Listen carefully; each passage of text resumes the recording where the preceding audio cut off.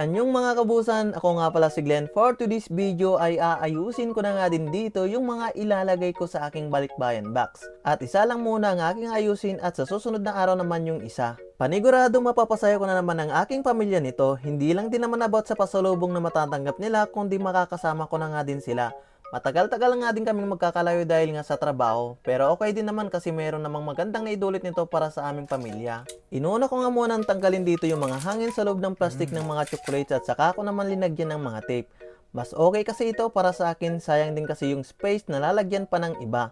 Siyempre gusto ko din naman na masulit yung ilalagay ko sa aking balikbayan box, lalo na't hindi rin naman biro ang service charge nito. Inuna ko na nga din dito linagay yung mga mabibigat sa pinakailalim. Hiniwalay ko nga pala dito yung mga pagkain at hindi ko na nga muna sinama dito sa unang box. Dahil nga sa hindi na nga ako nag-renew o kaya pumirma ng bagong kontrata, kaya sinabay ko na nga din dito yung mga iba kong mga gamit. Hindi din naman kasi kasya sa isang maleta lang, kaya ginawa ko dalawang balikbayan box na ang aking ipapadala ngayon. Isa sa gamit ko at isa naman sa pasalubong sa aking pamilya. Kailangan maayos talaga ng pagkakamada ng mga gamit para hindi aalog-alog. Lahat ng mga space kailangan malagyan ng mga pansingit. Eto nga, ginamit ko nga dito yung mga iba kong damit na maninipis pansingit. Yung iba dito may mga karton ay mga sabon at shampoo. Hiniwalay ko talaga ang mga pagkain dito. Hindi ko na nga din tinanggal sa kanilang box para may protection na nga din ito kung sakali man na may maipit dito. Pero sinecured ko naman kasi linagyan ko nga ng tape sa bawat uluhan ng mga shampoo sa kanyang pindutan. Linagay ko na nga din dito yung mga stop toys dito sa may pinakaibabaw kung kaya't maumbok nga din ito. Ito talaga yung mga linalagay ko kung hindi mga damit.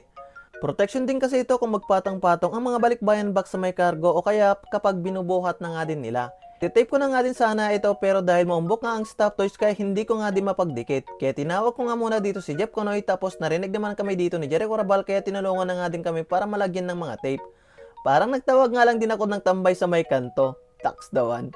At nung okay na at napagdikit na nga din namin at nalagyan ko naman ng mga tapes may mga gilid at hindi naman nabubuka, kaya pinagpatuloy ko na nga din ito hanggang sa malagyan ko na nga din ng lahat. Kapag nagpapabalik-bayan box ako, hindi ko talaga tinitipid sa tape. Gusto ko kasi secured yung balikbayan box ko na dadating sa amin sa bahay.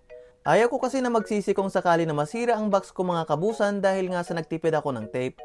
Pagkatapos ko nga linagyan ng duct tape ng ilang patong-patong, saka ko naman linagyan ng clear tape para dagdag protection na nga din ito.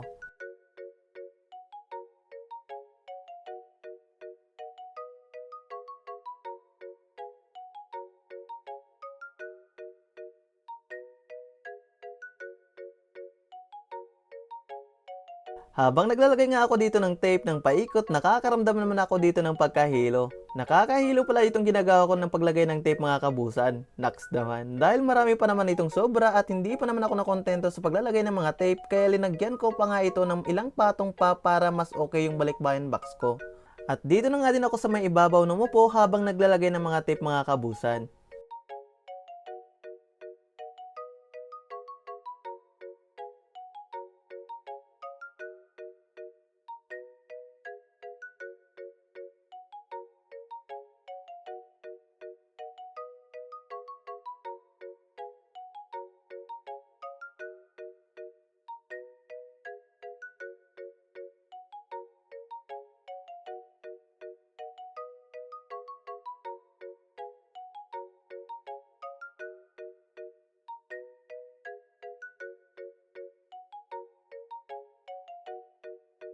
Kung mapapansin nyo mga kabusan, sa may pinakailalim sa may puwetan ng balikbayan box, mayroon na ngang naunang tape na kulay green at clear tape na linagay ko na nga din dito.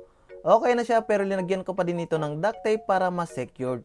Sulit nga din talaga yung paglagay ko dito ng tape mga kabusan. Panigurado hindi na ito masisira kahit mapatungan pa nga ito. Ganun kasing ginawa ko kahit pa sa mga nagdaan ng mga balikbayan box ko. Walang na-damage ni isa kasi linagyan ko nga ito ng ilang patong na tape at hindi ito tinipid. Kaya mas mainam talaga na malagyan ito ng madaming tape para mas secured ang ating balikbayan box.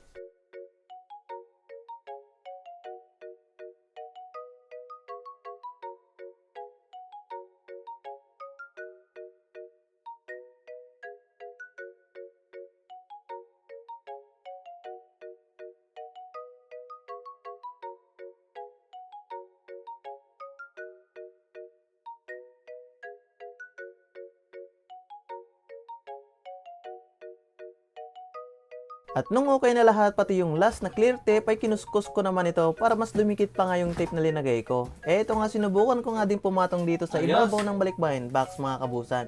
Kung okay nga ba. So far, ayos na ayos naman ito dahil sa natapos ko na nga itong sinunod ko naman linagyan dito ang isa pang balikbayan box mga kabusan.